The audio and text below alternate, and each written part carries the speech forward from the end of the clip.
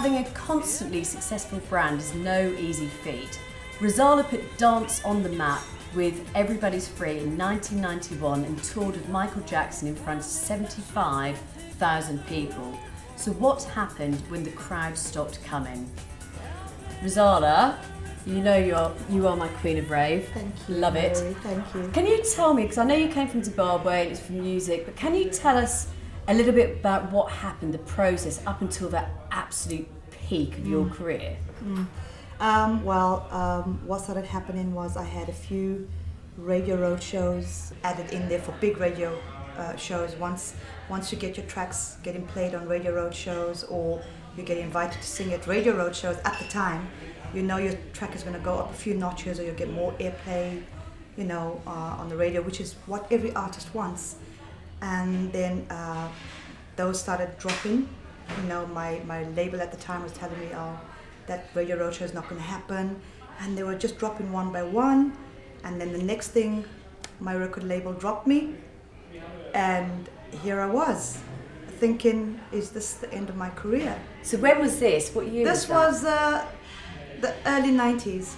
Right, so was this after Everybody's Free? This was after Everybody's Free, and then that's when the boy bands and the girl bands started happening, and they were doing great. And I was lucky if I got one club date in 2 months. Wow. So from a perspective of where I'm sitting, so where it started, you were Rozalla on stage, Michael Jackson, 3-month tour, 42 nights, 75,000 people, and belting it. Oh yeah, yeah. And everyone knew who you were. Yeah. And then you got dropped. Yeah. And no one wanted to know you. No one wanted to know me. But I had my agents. I still work with one of my good agents till today, Kevin Moss.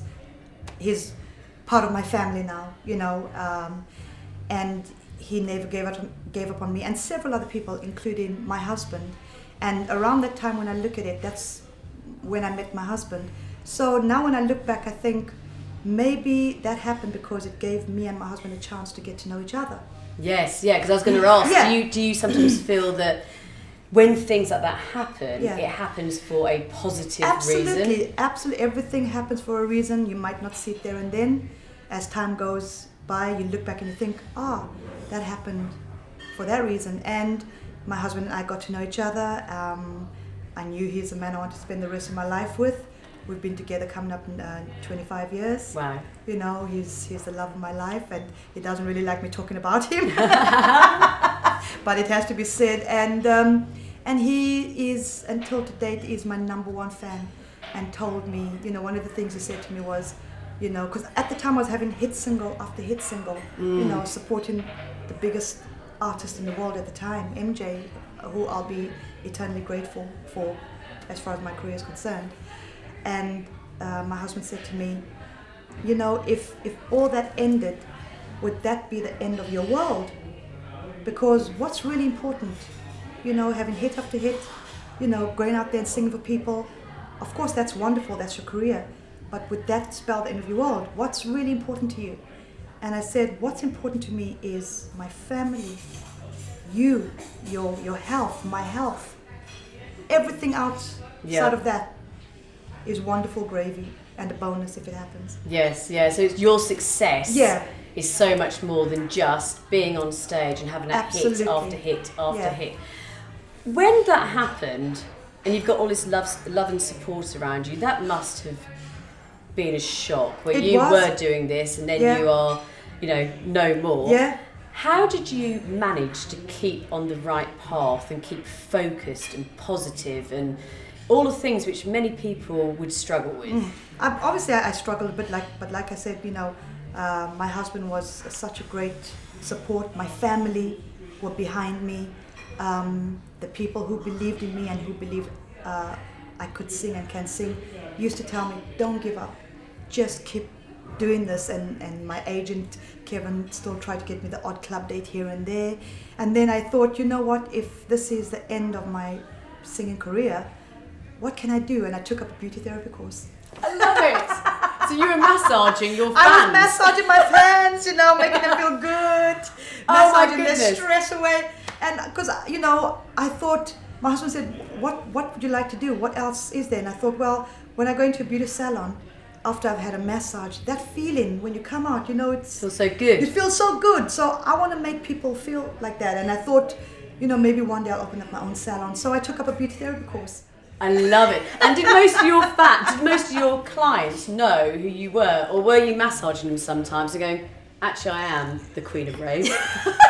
Well, what I did is because, my husband said to me, look, you're still pursuing your music. It's not something I was ever going to give up. It's my passion. It's my fire, and I just thought I just take one day at a time, but I don't want to find myself ever facing a wall when I hadn't put eggs in different baskets. Yes, yeah.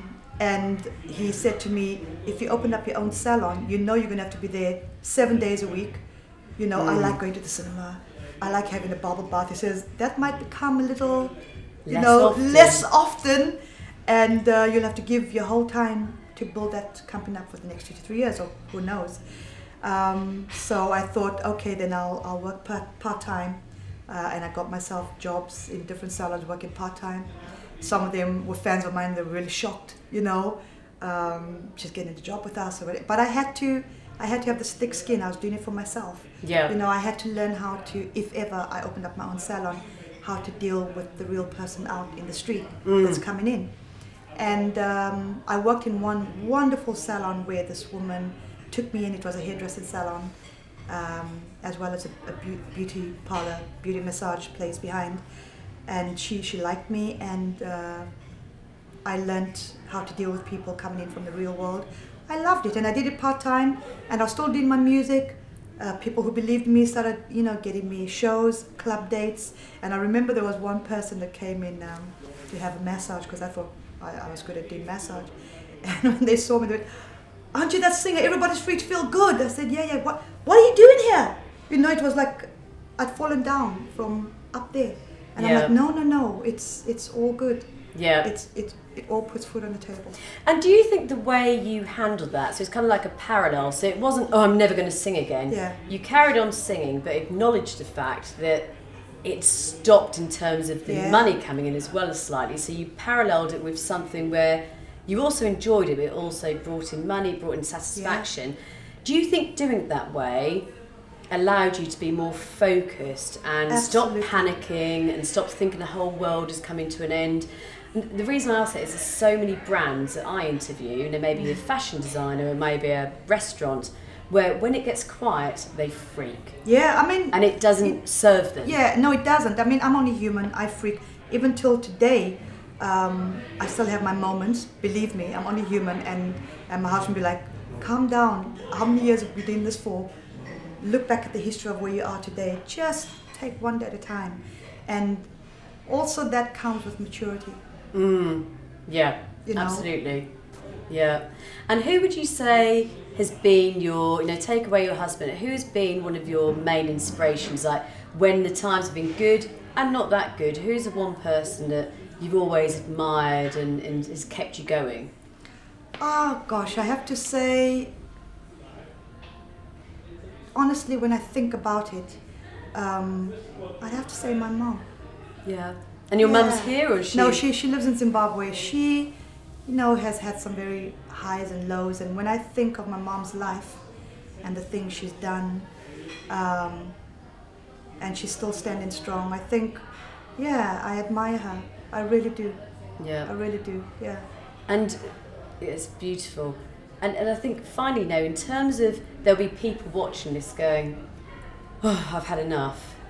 What's the one thing, the one word of wisdom or the sentence of wisdom from Rozalla you could say today? I would say, honestly, from my experience and the things I've been through, you can't give up.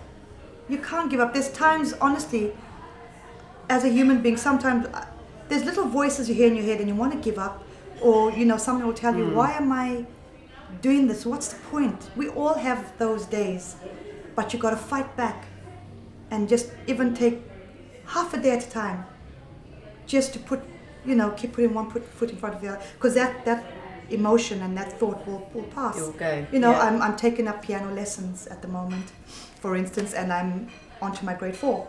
You know, so Fantastic. I passed grade 1, grade 2, grade 3, and I started learning that in my 50s. You know, I'm now 55 or late 40s, whatever. And I'm just turned 28 actually. But 18. very young woman, very young. And, you know, and today I had a lesson with my piano teacher, and the lessons are getting harder because the keys are getting off the ledger lines and they're going higher, and I'm going, I don't understand this, it's getting so hard because the fingering is going more and more octaves, you know, and I'm thinking I'm not good, you know, I'll never be a concert pianist or sit down and play piano. And it was just a tiny moment, and she got so annoyed with me in a good way. She's like, you've passed grade 1, you've passed grade 2, you've passed grade 3, you're now doing grade 4. Yeah. Small steps. Small steps, exactly. So like life, I think if you get so overwhelmed, small steps, Yeah. baby steps, because as sure as night and day comes, we'll all be gone from this planet Earth. Mm-hmm. And as I look at it, every 100 years, new people. Yeah, true. Yes. Every 100 years, new people. So let's like try and Live grab it it. by the horns. Let's try and live it. Rozalla, that's why I love you. That's why I you'll love you always too. be the eternal queen of rave, because you were so humble. Thank you Thank you so much. Thank you, Mary. Thank I love you. Oh. She's beautiful. Thank you. Thank you so much. Thank you.